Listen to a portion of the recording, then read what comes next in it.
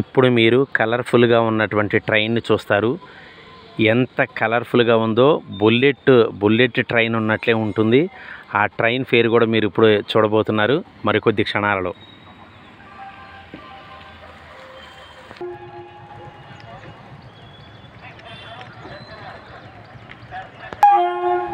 చూసారా ఫ్రెండ్స్, ఎంత అందంగా ఉందో చూడొచ్చు. ఈ ట్రైన్ నేనైతే ఈ చోట ఇది మొదటిసారి విశాఖపట్నం వెళ్తుంది. వందే భారత్ ట్రైన్ ఇది. వందే భారత్ ట్రైన్ వైట్ కలర్లో ఉన్నటువంటి ట్రైన్ మనం చూసాం, కానీ ఈ కలర్లో ట్రైన్ చూడటం ఇదే మొదటిసారి. నేను మంచి టైం మెయింటైన్ అనేది చేస్తుందంట వందే భారత్ ట్రైను.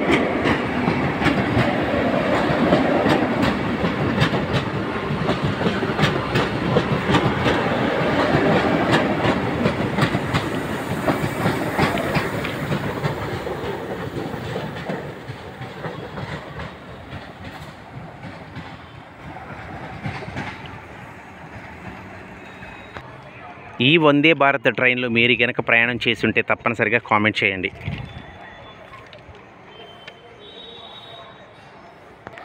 టైం అనేది సేవ్ అవుతుంది, ఎందుకంటే వేగవంతంగా ప్రయాణం చేస్తుంది, కొన్ని స్టాపుల వరకే ఆగుతుంది కాబట్టి టైం అనేది పర్ఫెక్ట్గా సేవ్ అవుతుంది. కాబట్టి వందే భారత్ ట్రైన్ అనేది హిట్ అయిందని చెప్పుకోవచ్చు, సక్సెస్ అయిందని చెప్పుకోవచ్చు.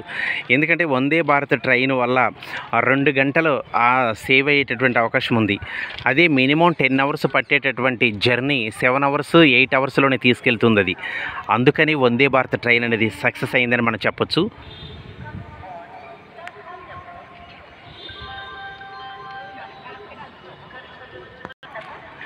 విజయవాడ నుంచి సికింద్రాబాద్ వెళ్ళటానికి శాతవాహన ఎక్స్ప్రెస్ అనేది వస్తుంది ఖమ్మానికి. 2వ నెంబర్ ప్లాట్ఫామ్ మీదకి వస్తుంది శాతవాహన ఎక్స్ప్రెస్. ఇది విజయవాడ నుంచి సికింద్రాబాద్ జంక్షన్, సికింద్రాబాద్ చేరుకుంటుంది శాతవాహన ఎక్స్ప్రెస్ ఇది.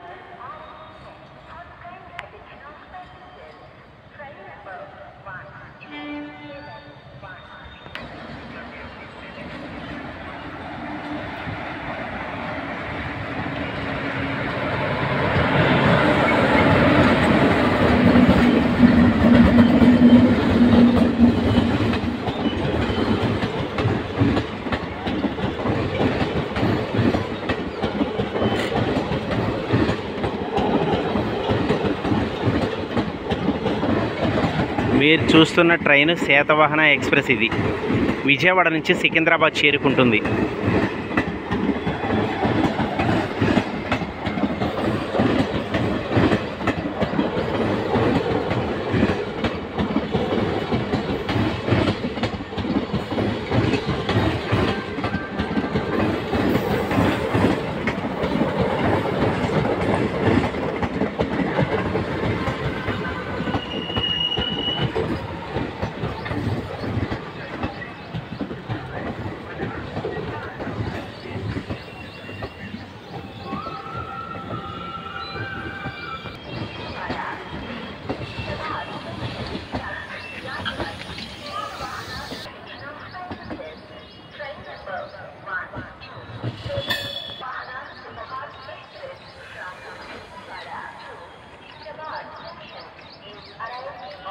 ఓకే ఫ్రెండ్స్, నిత్యం ట్రైన్లో ప్రయాణం చేసే వాళ్ళకి ట్రైన్ జర్నీ యొక్క అనుభూతులను తప్పనిసరిగా కామెంట్లో తెలియజేయండి.